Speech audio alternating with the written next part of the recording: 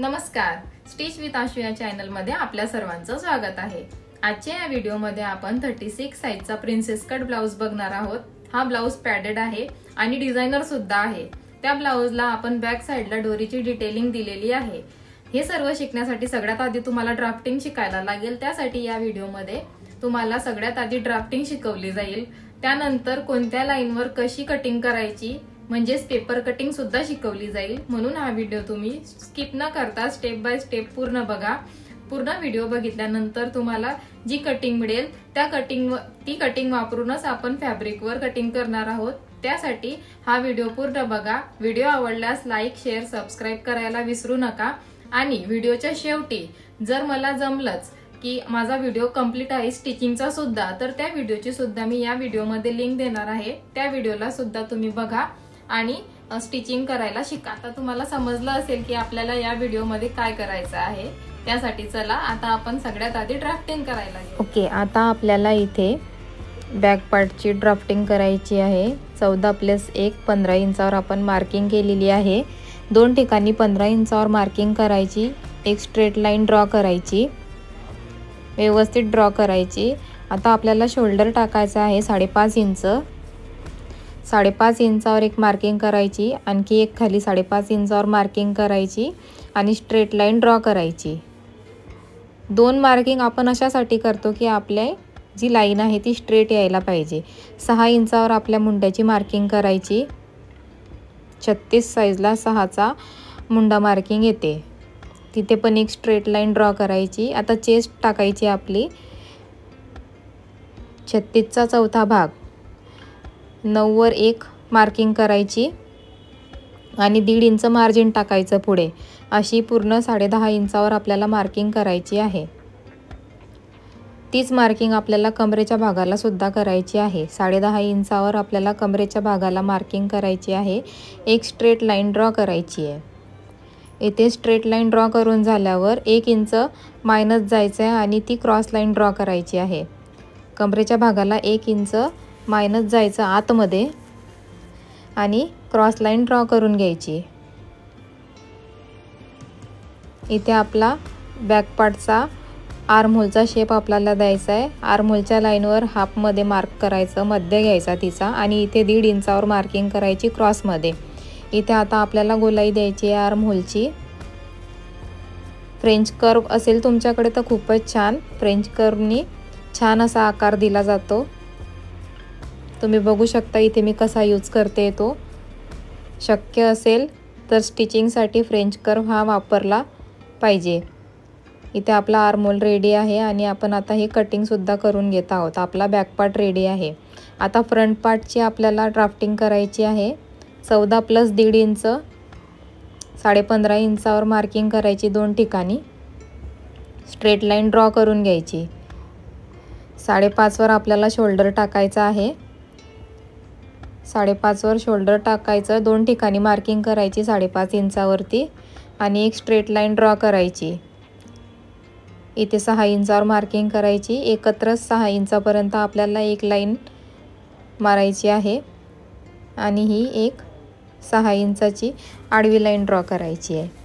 आता इथे आपल्याला चेस्ट टाकायची आहे 9 इंच प्लस 1.5 इंच मार्जिन। 10.5 इंचावर आपली मार्किंग झालेली आहे। तीच मार्किंग आपल्याला कमरेच्या साईडला सुद्धा 10.5 इंचावर करायची आहे आणि एक स्ट्रेट लाईन ड्रॉ करायची आहे। इथे स्ट्रेट लाईन ड्रॉ करून झाल्यावर आपल्याला आर्म होलचा गोलाकार द्यायचा आहे। 1 इंचावर मार्किंग करायची फ्रंट साईडला आर्म होलचा आकार देण्यासाठी आणि राऊंड शेप देऊन घ्यायचा। तिथे फ्रेंच कर्वचा वापर खूप यूजफुल असतो। इथे गोलाई देऊन झाल्यावर 3.75 वर मार्किंग करायची कमरेच्या फोल्ड साईडला। 4.25 इंचावर एक स्ट्रेट लाईन आखून घ्यायची।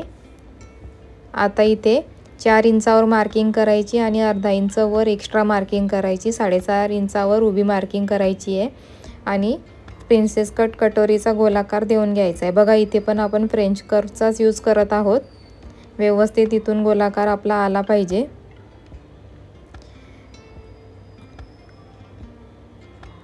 आता इथे आपला 2 इंचाचा टक्स मायनस होणार आहे. 2 इंचावर मार्किंग करायची. तीच 2 इंचाची मार्किंग आपल्याला वरसुद्धा करायची आहे. तिथे 1.25 इंचाची एक लाईन येणार स्ट्रेट लाईन, ती पण एक स्ट्रेट लाईन ड्रॉ करून घ्यायची, व्यवस्थित ड्रॉ करायची. आता इथे जो 2 इंचाचा आपला टक्स मायनस झालेला आहे तोच आपला बाहेर येणार आहे. बाहेरच्या साईडला आपण तो वाढवून घेऊ. 2 इंचावर मार्किंग करायची बाहेर आणि वरच्या साईडला अर्धा इंच मायनस होईल आर्महोलमध्ये. आर्महोलचा जो शेप दिला आहे त्याच्या पाव इंच दोघं बाजूनी मार्क करायचं. 1.5 इंचावर ही एक मार्किंग करायची आणि ते जॉईंट करून घ्यायचं, व्यवस्थित जॉईंट करून घ्यायचं गोलाकारमध्ये. आता जो इथे अर्धा इंच मायनस झालेला आहे तोच आपल्याला बाहेर काढायचा आहे. बाहेरच्या साईडला वाढवून घ्यायचा आहे अर्धा इंच. आता ही 1, 2 इंच आणि अर्धा इंच अशी क्रॉस लाईन मार्किंग करून घ्यायची. ही आपली मार्किंग झालेली आहे. आता इथून आपल्याला प्रिन्सेस कट कटोरीचा पानगड्याचा आकार देतो तसा आकार देऊन घ्यायचा आहे. व्यवस्थित पानगड्याचा शेप येतो तसाच आकार द्यायचा, म्हणजे तुमच्या प्रिन्सेस कट कटोरीला छान असा आकार येतो, पफ येतो. आता हे आपलं सगळं इथे मायनस होणार आहे. वरती तो अर्धा इंच आहे तो पण मायनस होणार आहे. इथे आता आपण अर्धा इंचावर वर मार्किंग करायची. या साईडला सुद्धा अर्धा इंचावर वर मार्किंग करायची आणि क्रॉस लाईन ड्रॉ करायची. आता आपण इथे कट करून घेऊया फ्रंट पार्ट. जी मार्किंग आहे त्यावरच आपल्याला फ्रंट पार्ट कटिंग करायचा आहे. क्रॉस मार्किंग, कटोरी कट करायची, वरचा टक्स मायनस करायचा, खाली 2 इंचाचा टक्स मायनस करून झाल्यावर क्रॉस लाईन मायनस करून घ्यायची. आता स्लीव आपली 9 इंचाची आहे. 10 इंचावर आपल्याला मार्किंग करायची आहे उंचीला. स्ट्रेट लाईन ड्रॉ करून घ्यायची. आता मुंडा प्लस मार्जिन 9.5 वर मार्किंग करायची रुंदीला. खाली पण एक 9.5 वर मार्किंग करायची आणि बॉक्स आखून घ्यायचा. स्ट्रेट लाईन द्यायची इथे. इकडे 3 इंचावर मार्किंग करायची. तिथून आतमध्ये परत 3 इंचावर मार्किंग करून 1 इंच आतमध्ये मायनस करायचं. स्ट्रेट लाईन द्यायची. वरच्या साईडला सुद्धा 1 इंचावर मार्किंग करायची आणि इथे स्लीवचा आकार बॅक साईडचा आकार देऊन घ्यायचा. आता या लाईनीचा मध्य घ्यायचा. मध्यापासून खाली 1.5 इंच डाऊन जायचं आणि एक मार्किंग करायची. 1.5 इंच डाऊन जाऊन मार्किंग करायची आणि फिश कट आकार निघेल असा शेप द्यायचा. हा आपला फ्रंट साईडचा शेप होईल. खाली जी लाईन आहे ती फ्रंट साईडच्या शेपची आहे. आता इथे कॉर्नरवरून खाली 1 इंच ते 1.5 इंच मायनस करायचं आणि क्रॉस लाईन ड्रॉ करायची. आता इथे आपण स्लीव कट करून घेणार आहोत. व्यवस्थित कट करून घ्यायची शेपमध्ये. आता स्लीव ओपन करून फिश कटचा आकार जो आहे तो कट करायचा. इथे आपली सगळी कटिंग झालेली आहे. पेपर कटिंग ठेवून आपण ही फॅब्रिक कटिंग केलेली आहे. आता मेन फॅब्रिकवर अस्तर ठेवून आपल्याला कटिंग करून घ्यायची आहे. व्यवस्थित पाठ ठेवायचे फॅब्रिकवरती.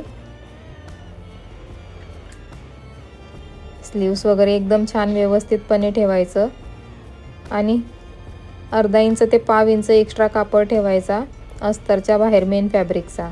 कट करून घ्यायचं. व्यवस्थित पाठ हे सगळे कट करून घ्यायचे. कधी आपण कापड कमी ठेवतो, त्यासाठी खूप मोठी प्रॉब्लेम होऊन जाते आपल्याला शिवताना. चुकून एखाद्या वेळेस अस्तर बाहेर दिसायला लागतं, त्यासाठी एक्स्ट्रा फॅब्रिक ठेवणे गरजेचं आहे. आता व्यवस्थित फॅब्रिक आणि मेन फॅब्रिक लावून घ्यायचं, म्हणजे शिवताना आपल्याला अडचण येणार नाही. मेन फॅब्रिक खाली ठेवून त्यावर अस्तर ठेवायचं, कारण आपल्याला पलटी केल्यावर सरळच फॅब्रिक मिळणार आहे. इथे आपली संपूर्ण कटिंग झालेली आहे.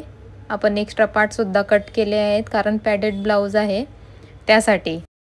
व्हिडिओ आवडल्यास लाईक, शेअर, सबस्क्राईब करायला विसरू नका.